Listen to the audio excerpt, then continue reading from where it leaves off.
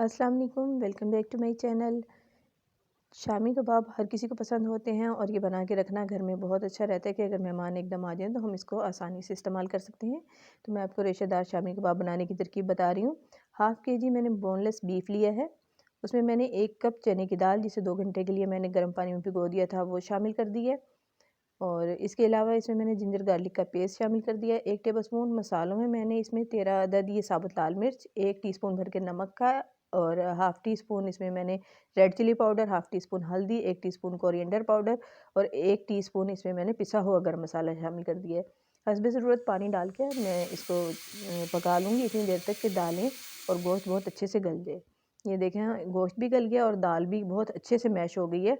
और लेकिन हमें करना ये है कि इसमें पानी बिल्कुल ना हो। देखिए कितना ड्राई है, ये इसी तरह होना चाहिए।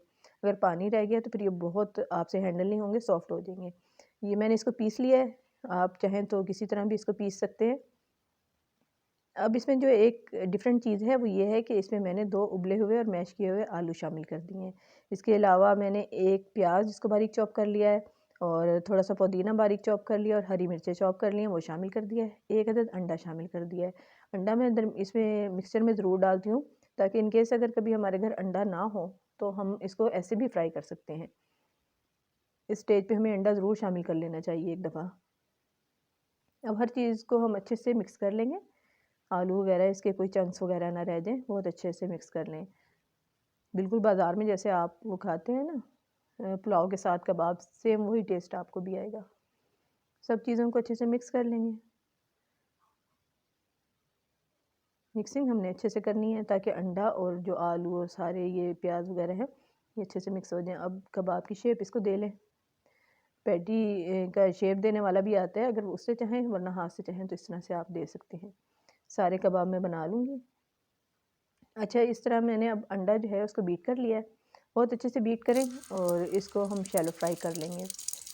जो हमारा घी या ऑयल जिसमें भी हम फ्राई कर रहे हैं वो बहुत ना तो मतलब तेज़ गर्म होना चाहिए और ना ही ठंडा होना चाहिए। मीडियम आंच पे हम इसको फ्राई कर लेंगे। ये देखिए सारे कबाब मैंने जब एक साइड से इनका कलर आ गया तो अब मैं इसको टर्न कर लूँगी और दूसरी साइड पे भी अच्छा सा गोल्डन कलर दे लूँगी। अगर आप चाहें तो इस वक्त अंडा नहीं मतलब आपको पसंद नहीं है तो आप इस वक्त मत लगाएं। अगर आपको अच्छा लगता है तो आप ऐड कर सकते हैं। ये हमारे कबाब फ्राई हो गए हैं। देखने में आपको यकीनन ये बहुत अच्छे लग रहे होंगे।